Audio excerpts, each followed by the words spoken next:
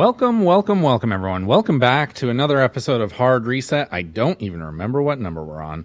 I'm your host, Patrick the Law Morris. Joining me this week, we have the Daddy Dingo himself, Ethan Richard. Say hello, Ethan. Hello.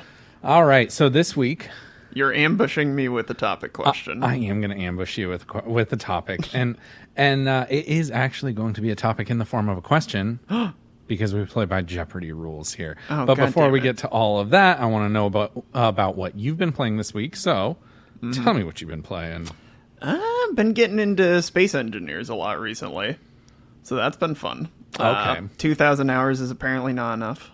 Getting more into Space Engineers, I would say, is what you've been doing. And who have you been doing that with, Ethan? Oh, just someone. Just someone that you're maybe romantically involved with. Oh, cutie like that, yeah. Oh, Jesus. You're inviting it in. Okay. All right. Well, so Space Engineers, how's that going? Going well. It's one of those fantastically fleshed out survival crafting games of, like, you can just spend forever always coming up with new contraptions and stuff like that. Very nice. And you said that you're at 2,000 hours. Yes, over. You're over 2,000 hours, which means you must, at some point, you're going to surpass 2,400 hours in this game. Likely, yeah. Which means you will have spent 100 days of your life Wow. playing Space Engineers. Nice. How does that make you feel? Let's go for 101. Okay. Let's see if it's any different this time. Interesting. Okay. Well, Space Engineers not my jam. Personally, we're gonna burn through this pretty quick because either our topic is gonna go super fast, or it's gonna take forever. I don't know. Yeah. I personally got an Ein Odin today. I ordered it back in March, or not. I didn't get it today. I got it this week. I ordered it back in March, and it finally arrived. It takes forever to set up. I have to go download a bunch of ROMs. Legally, I own all of the games that I'm downloading. I believe that. Yes, thank you. All right, so I'm downloading a bunch of ROMs. I am playing. I have actually gone back to NHL Hits Pro this week, which NHL Hits, awesome game. I don't know if you remember NFL Blitz. No. They're just these like absurdist sports games where it's just like, you can catch on fire and you can you can beat the living shit out of each other. Just very, very fun, like cartoon sports games. So I played NHL Hits quite a bit when I was a kid. Yeah. Been playing it on the Odin. It runs pretty well on the Odin. Nothing really runs flawlessly on the Odin because it's all janky emulation. But runs well enough. And I'm definitely having a lot of fun with it. Yeah. It's a good time.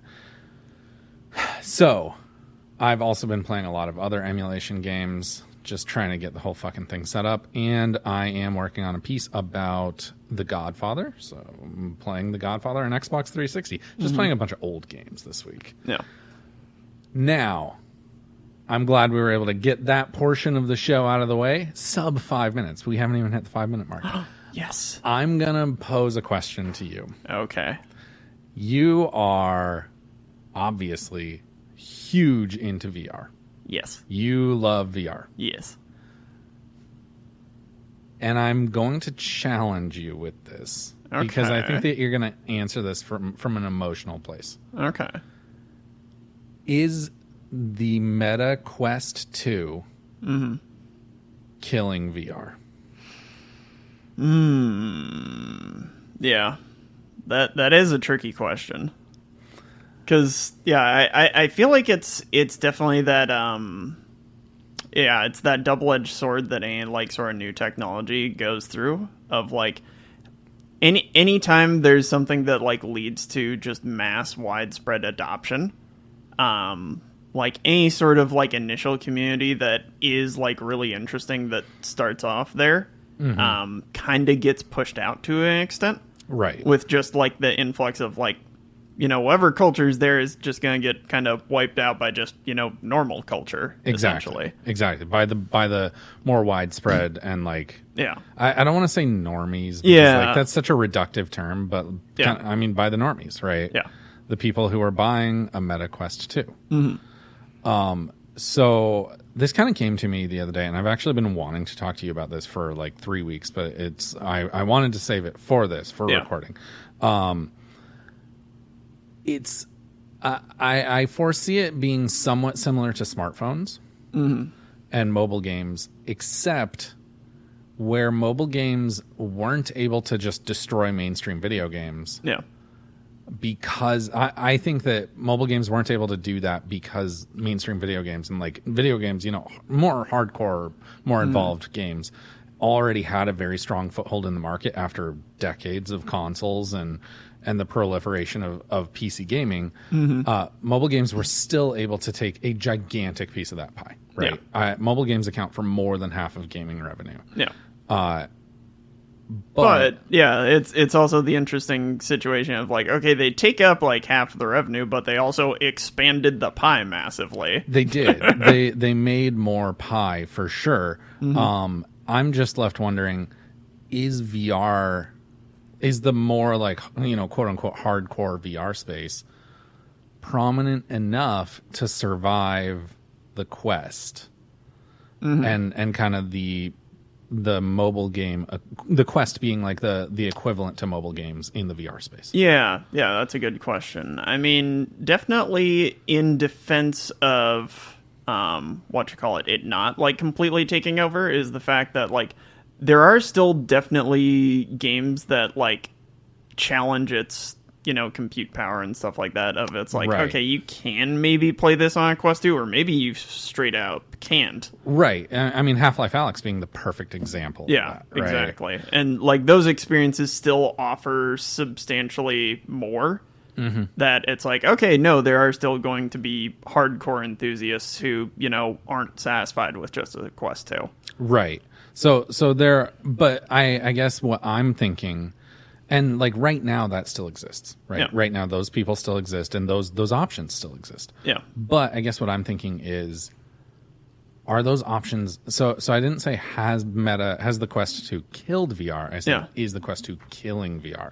I think that we are going to see those options start like shrinking. Yeah, dwindling. Yeah. And like as the proliferation, because basically nobody can enter the space at the price point that the Quest 2 is at. Yeah. Even after going up $100, which, by the way, happened like super recently. Yeah.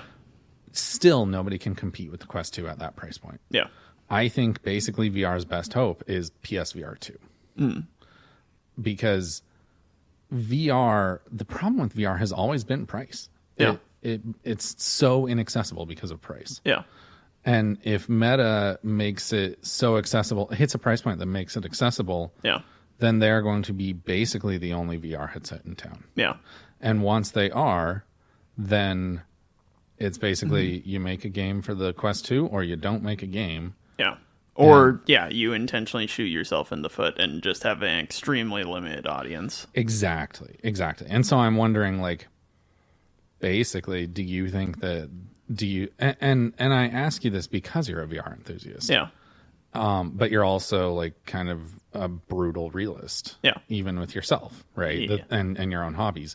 And so do you think that this is that it's a situation where you could see fewer and fewer of the, more quote unquote hardcore VR games until the point eventually they're just gone? Yeah. I absolutely think that's strong possibility. Yeah.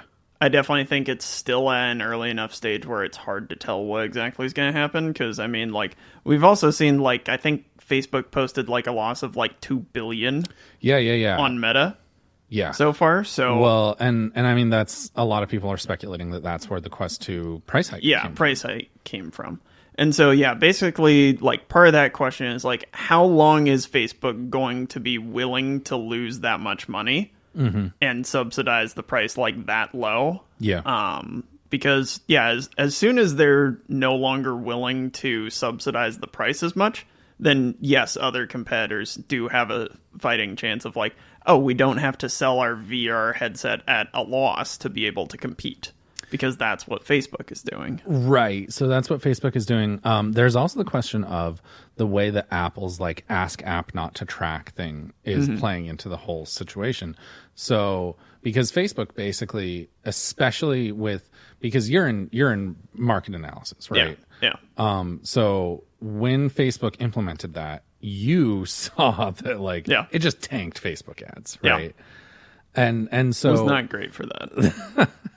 And so my point here being is that if Apple can just nuke Facebook's ability to effectively advertise overnight with software, then Google can too, right? And basically anyone can. Yeah. And Facebook, I think the Quest 2 is very much indicative of the fact that Meta has realized, okay, we have to have our own device. Yeah. We cannot just absolutely allow and so like they would be suicidal to get into the smartphone game at this point. Like the smartphone game is Samsung and Apple and like a few other stragglers. Yeah.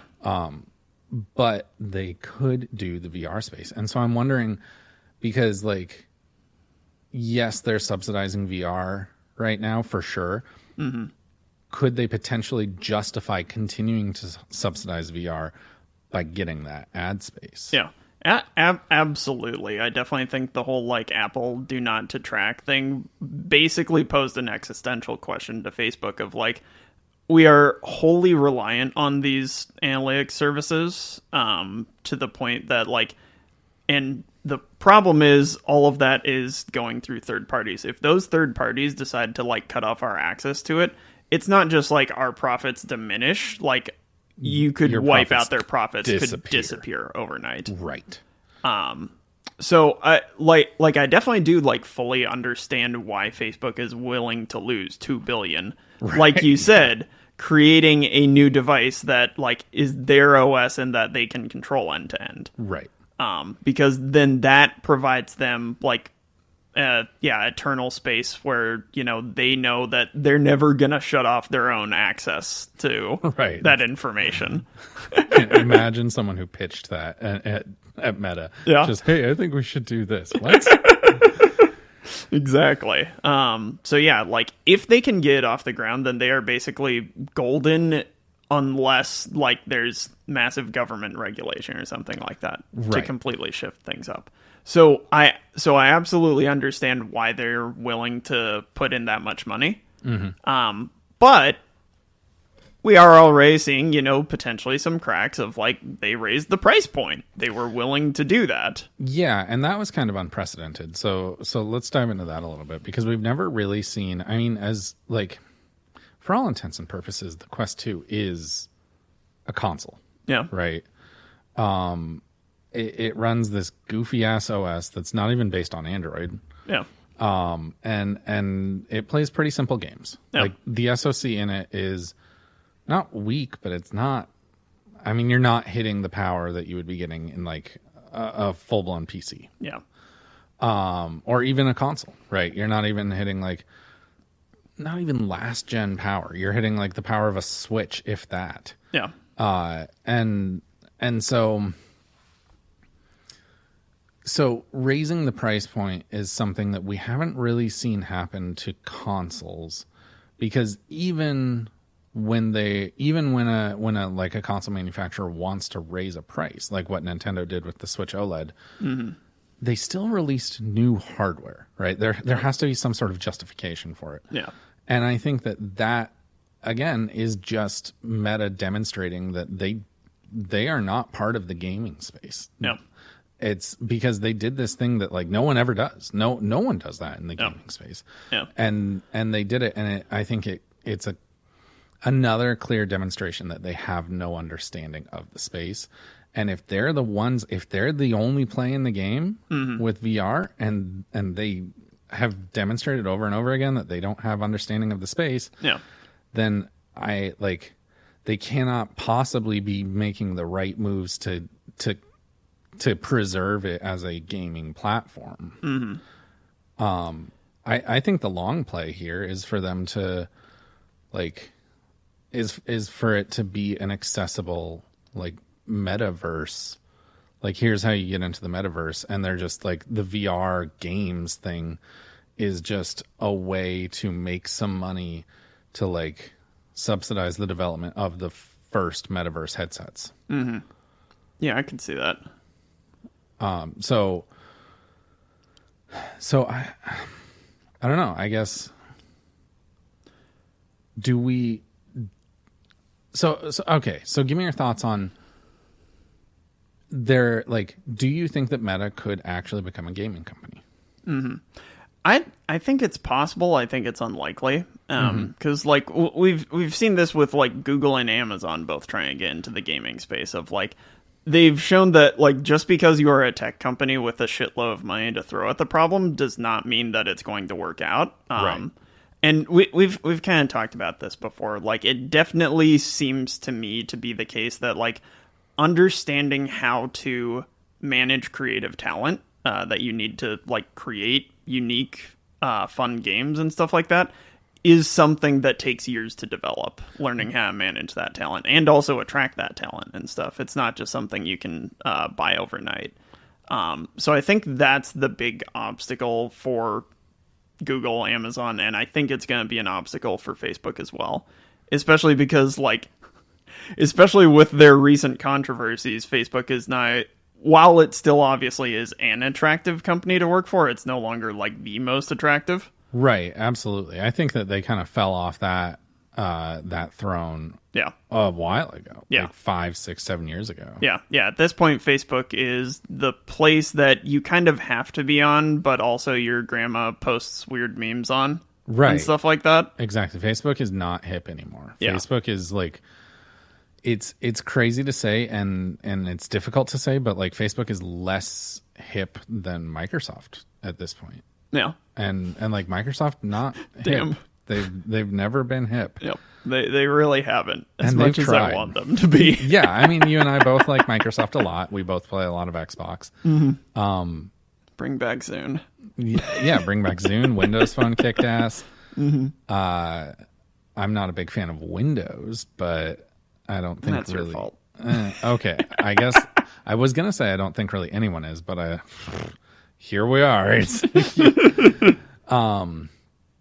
But I agree with you that like, and I was gonna go to Google and Amazon. Those are the perfect examples of like, just because you're a tech company doesn't mean that you can be a gaming company. Yeah. No matter how much money you spend. I mean, look at Stadia, right? I feel like every other week we hear about, we hear rumors of, Stadia is circling the drain. They're going to close it down. Yeah.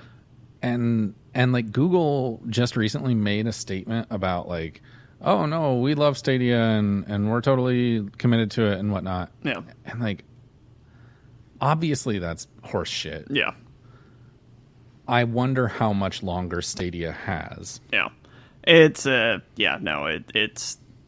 it's not going to shock me at all if that happens tomorrow or 2 weeks from now or whenever. It's basically just we're just waiting for the announcement. Right, exactly. And I think I think Stadia and Luna, Amazon streaming service. Yeah, which I completely forget about every single time until someone mentions, remember Luna exists? I'm like, oh shit, you're right. Yeah, remember Amazon has a gaming platform? Mm-hmm. I think that the best thing that Luna did for the world was it basically made it so that Stadia wasn't the single least attractive gaming platform on planet Earth. So Stadia's got that going for it. Yeah, which is nice. I mean, Stadia can always say, "Hey, at least I'm not Luna." Yeah. But I think that Stadia and Luna are very much like a demonstration of a road not traveled for Meta and their Quest 2, in the sense that like because like VR, kind of like what I was saying a few minutes ago, of like VR is not nearly as established as like mainstream gaming. Yeah. If mainstream gaming were as kind of niche as VR is, like quote unquote hardcore VR, Yeah. I think that Stadia and Luna could have shown up, similarly to Yeah. the way mobile games did. Yeah. And just muscled out and made it so that, like, okay, eventually Yeah. these more hardcore games are just going to disappear. Yeah. Yeah, potentially. And I think that the only difference there between, like, the fate that Stadia has fallen into and the fate that the Quest 2 is going towards, which I do want to acknowledge. I fully expect the Quest 2 to be wildly successful. Even more so than it already is. I think the Quest 2 is going to be the headset, or potentially the Quest 3, right? Is going to be the headset that is the kind of the Wii moment, right? Where these things are in nursing homes. Yeah. And, well, not nursing homes, but old folks' homes. And they're grandma is putting on a Quest 3. Maybe. So I think that the only difference is that you just look at, like, the prominence of VR in the mainstream versus the prominence of gaming in the mainstream. Mm-hmm. And I think that because when the kind of Wii phenomenon hits a device, like, look at what the Wii was by the end of its run, right? It was like pretty chicken fantastic. shoot. It was, I mean, they sold a lot of consoles. Yeah. But by the end, was there anything that you were interested in playing on the Wii? Not really, although I didn't get into it to start either. Yeah. It definitely, like, the games cater towards the, widespread, more general audience that they're selling to, which makes sense. Towards the casual audience. Yeah. And that's kind of, I don't want to say, I guess with the exception of the PlayStation 2,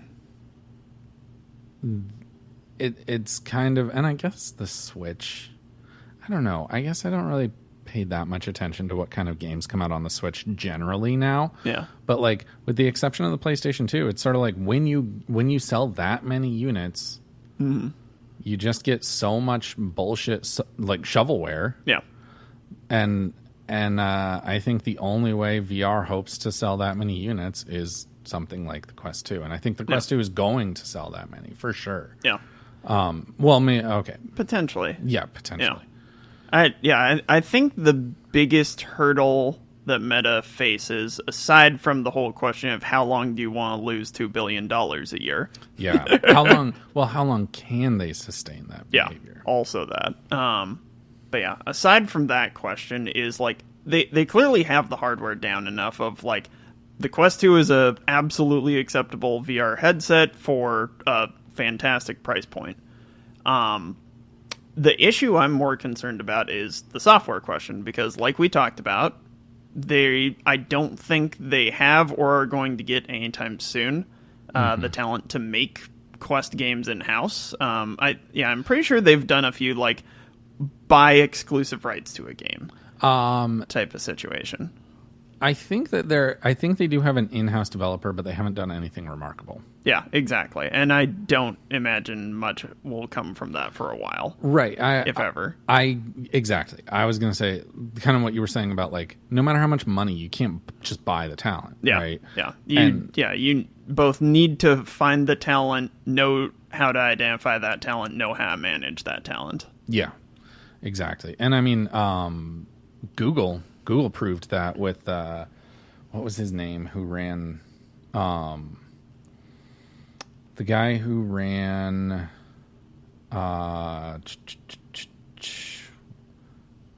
who got Stadia started. He was a big deal. Let's see. I'm gonna look up his name here. IO Interactive, 6 Days in Fallujah. I listened to a podcast with him, Ryan McCaffrey's IGN Unfiltered. Gotcha. And it was really interesting to hear him talk about, I mean, he definitely simped pretty hard for Stadia, naturally. But it was definitely interesting. I'm not going to be able to find it here, but like, he's a big name. Yeah. He's not, he's not a nobody.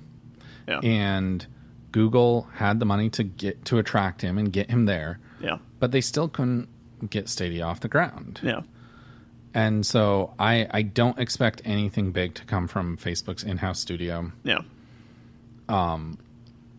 And yeah, that's the other thing is, like, I feel like, you know, obviously Facebook wants this to be more than just a gaming machine. This wants to be a, like, this is your daily interaction in the metaverse type thing. Right. And it's metaverse, not just a gaming headset. Right. And like, even what they've shown us of that is, like, woefully disappointing and lame.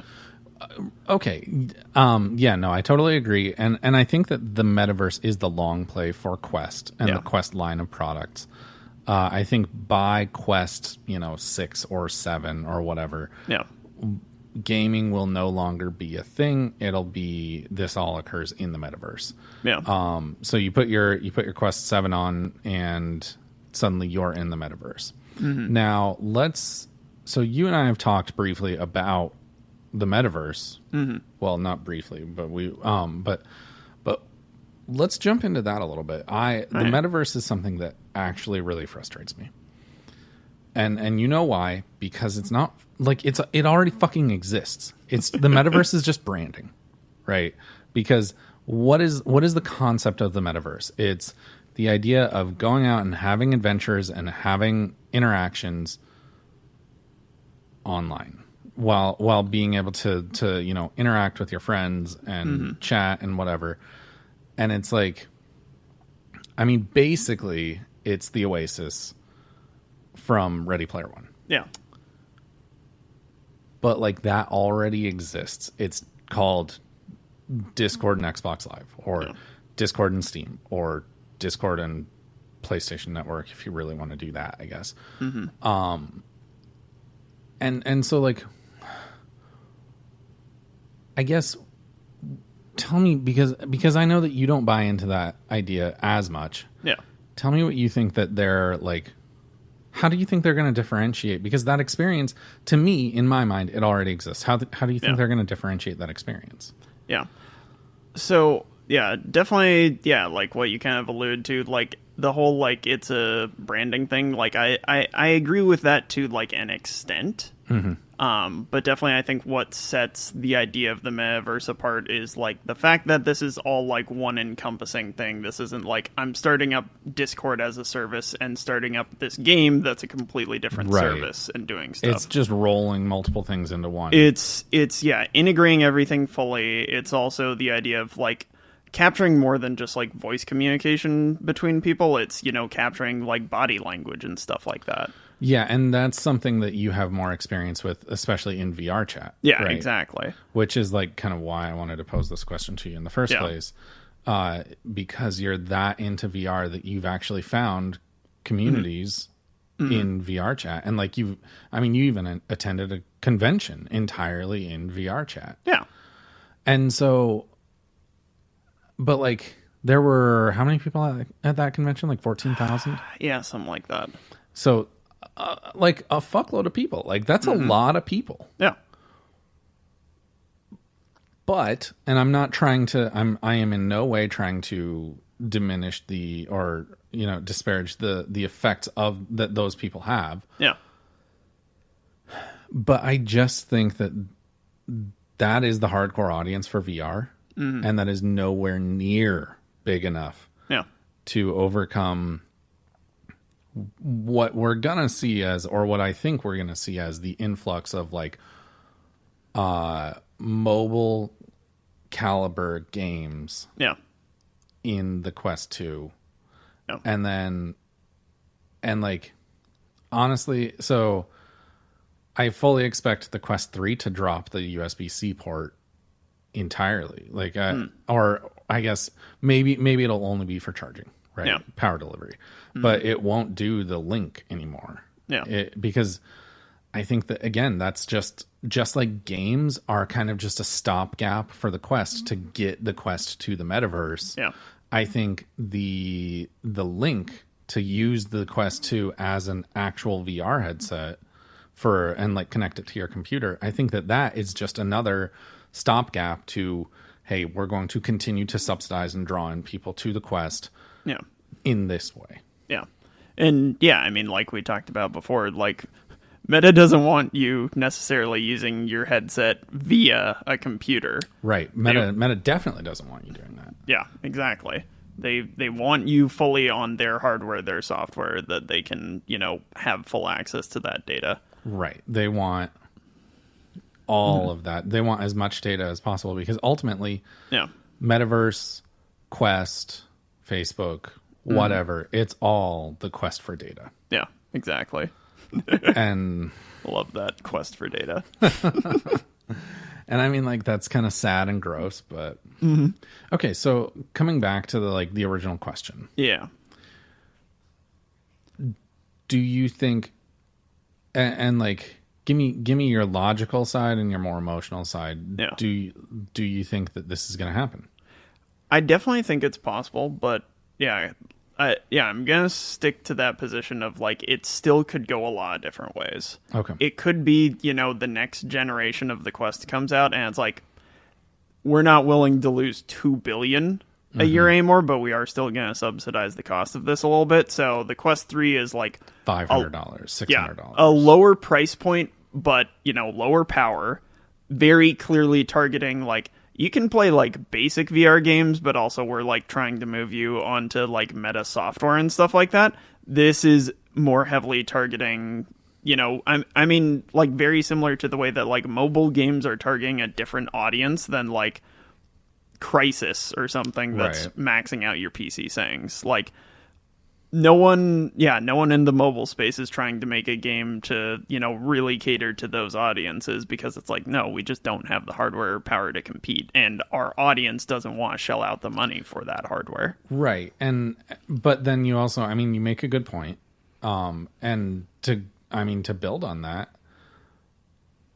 we're seeing developers in the AAA space, developers and publishers in the AAA space, making fewer crisis games, making fewer Witcher games, making fewer of those, and making more Fortnite true. And what's that, multiverses, and we're seeing that like free to play. We're seeing mobile leak into console significantly more than we're seeing console leak into mobile. Yeah, that's a fair point. And I think again it goes much more into like I go back to the whole argument of gaming has a much stronger foothold, like, and that's why the leak of things. But even with the strong foothold that mainstream gaming has, mobile is still leaking into console games. Mobile is still leaking into PC games. Those things that are like designed to milk money out of people.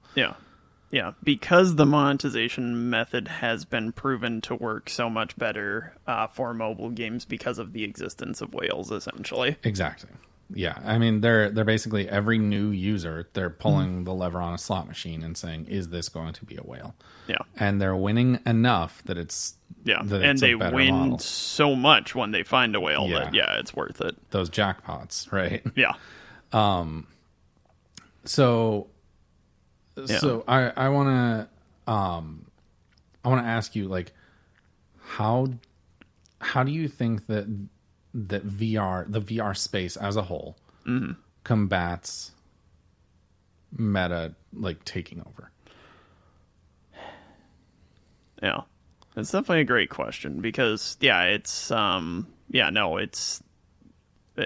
go back to this point again of like Quest is a double-edged sword. It massively boosts adoption rates, which the VR space needs, period. Right. But it also has the chance of boosting it too much and or just giving full control of VR headsets to Meta.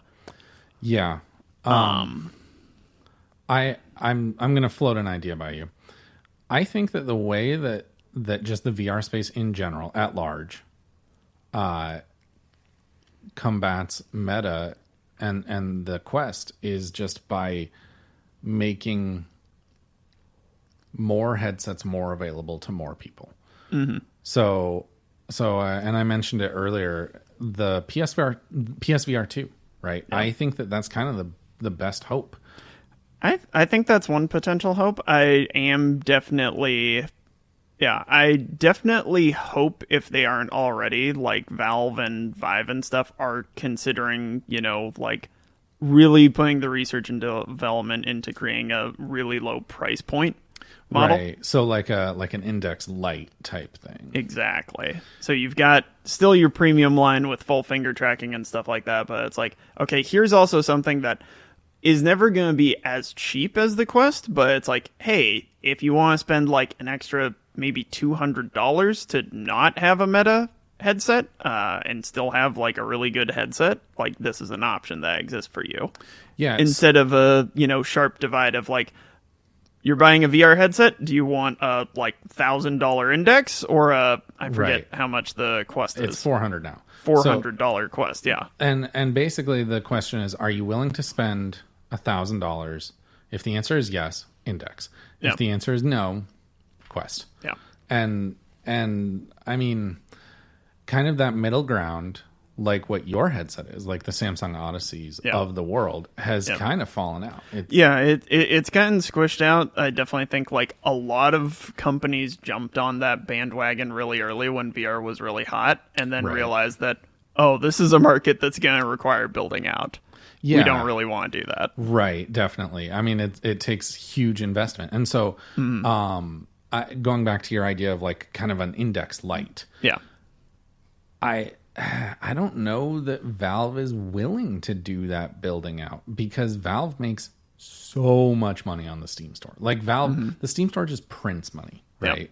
And they've shown us extremely recently with the Steam Deck that if they're going to make hardware, it's going to be hardware that is so premium that they can't really make it at massive quantities.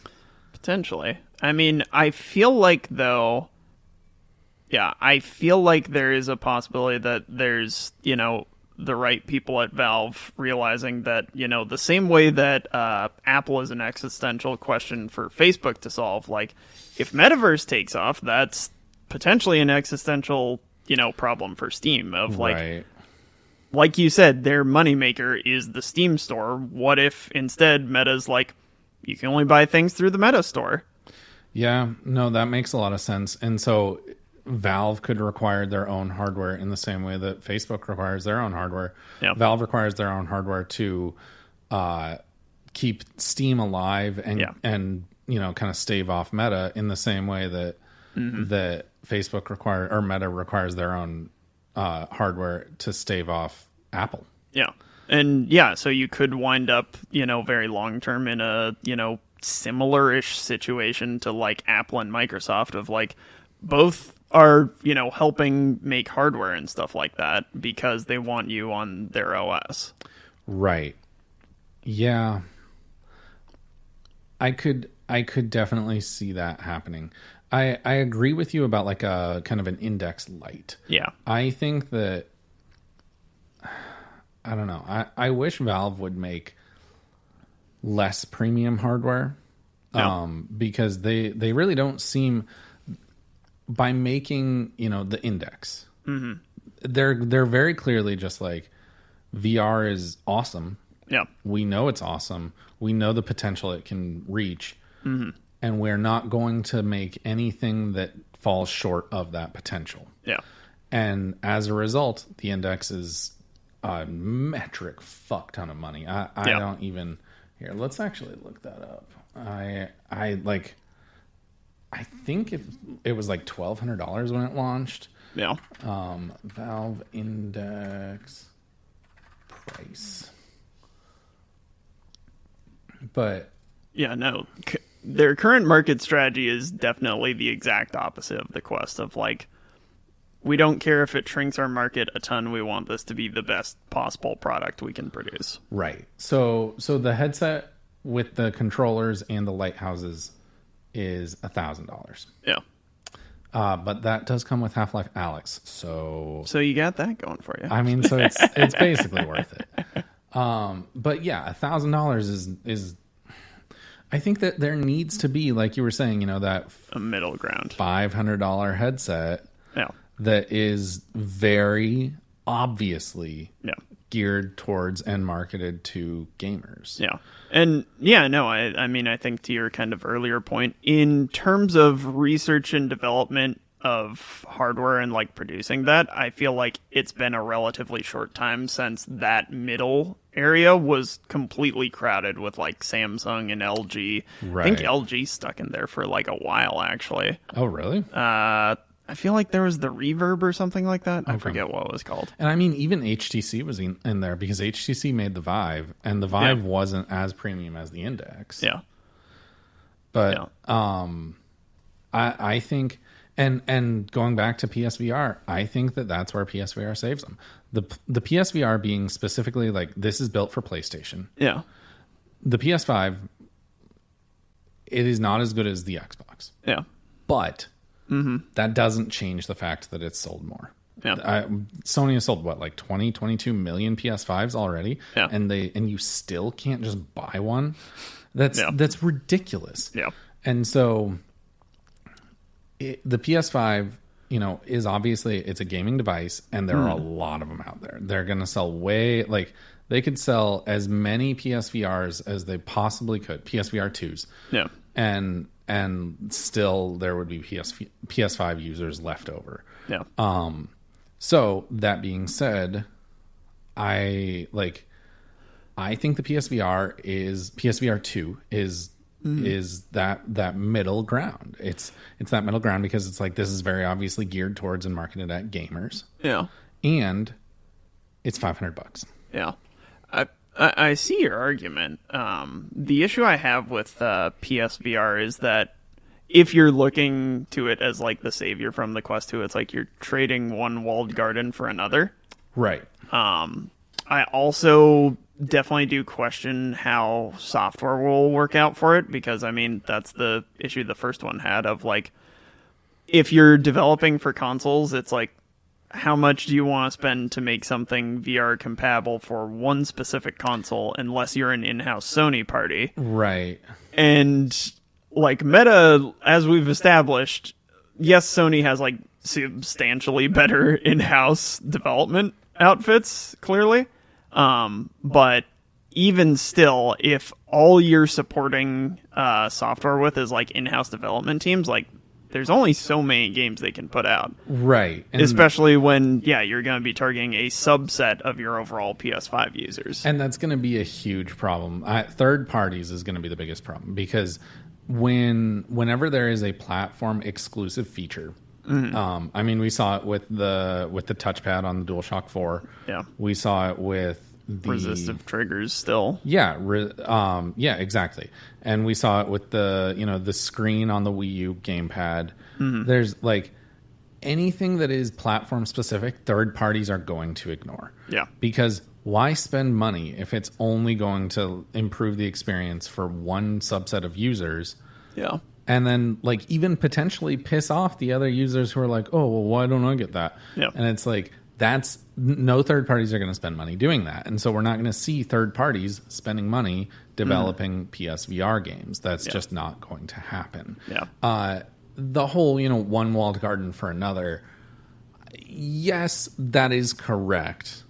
But the difference between the walled gardens is, one is run by Meta, who is looking to build the metaverse and mine as much data as possible. Yeah. The other is run by Sony, who is very much a gaming company, who is, they have deep roots in games. Yeah, and, this is true. And they're really just trying to sell more games. Like that, games are their business. Metadata is their business, and games is how they get it. Yeah, yeah. I guess I definitely will concede that, like, if PSVR somehow just like completely crowds Quest out of the market and like takes over that, it's like, okay, that is probably a better outcome. Yeah, it's a better outcome. It's one that I feel like 99% certain won't happen. Yeah, exactly. The standalone nature of the Quest 2 is just what kills anyone else's chance. Yeah, and in general, just any VR headset that can go into the PC space, like, I feel like is just going to have a substantially easier time, because you can get, like mods and modded games and stuff. There's more freedom. Support that. Exactly. Yeah, I know, a great example is like the first Subnautica was fantastic in VR, but it was enough of a development headache that for Below Zero, they dropped that support. Oh, really? I didn't know that. Yeah. Yeah, so fun fact. But someone made a mod to be like, hey, I'm just essentially importing the VR functionality from the first one and putting it in. Yeah. And so VR is very much like it's a space that needs that support, that needs the support of the community, and PC is basically the only place you're going to get that. Oh, the cat has come here, and Ethan is picking up the cat and walking it away because I'm allergic. So we're gonna wait 1 second for Ethan to get back with the cat. Please hold. Ethan, do you have the cat? Yes. Just hold it. Okay. So you might hear a jingle of a bell. That's the cat. You might hear some purring. Don't let her fucking claw that windscreen. God. It's ASMR. No, it's not ASMR. We're an ASMR channel now. We are not. Just accept it. So no, I do totally agree with you about the PC. Like, VR needs PC at this point. Mm-hmm. And I think Meta is trying to... I think they're basically the only player in town who has the ability to make it so that they don't need PC. Mm-hmm. But I don't know.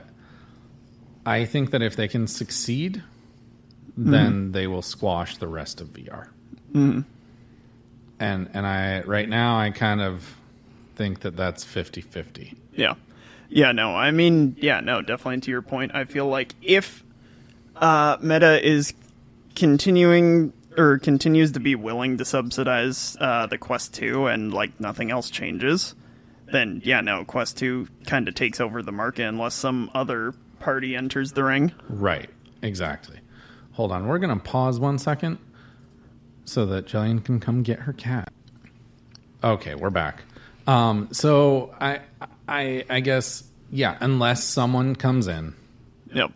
I think the likely outcome is that Meta just continues to push more and more people out and make it, and with each passing day, with every time Meta sells a Quest, it becomes harder for another challenger to come in, right?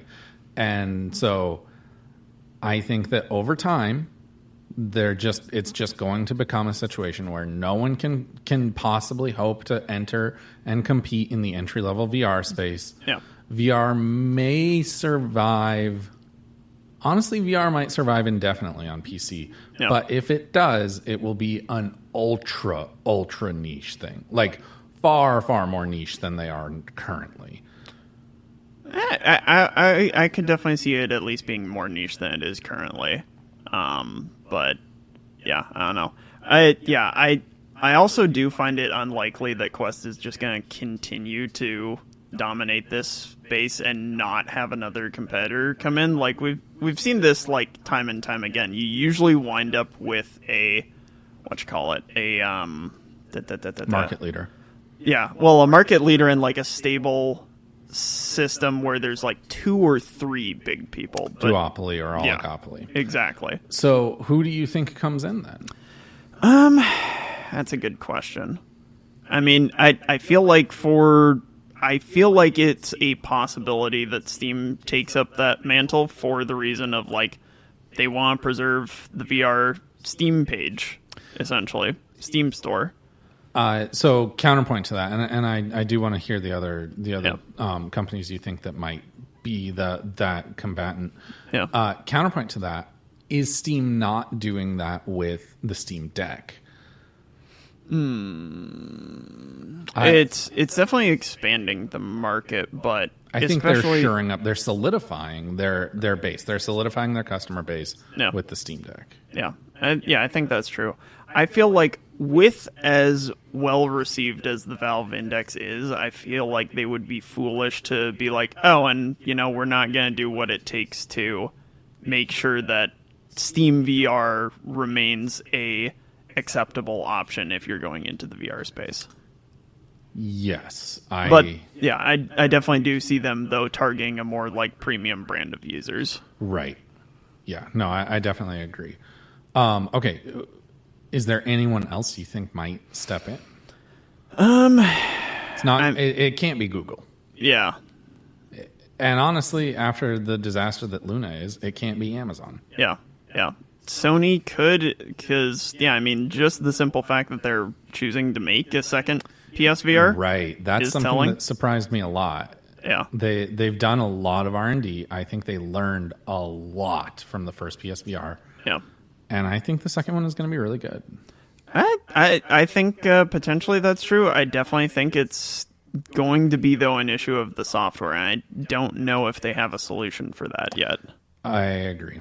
I mean, Resident Evil 8 is going to PSVR 2. Yeah.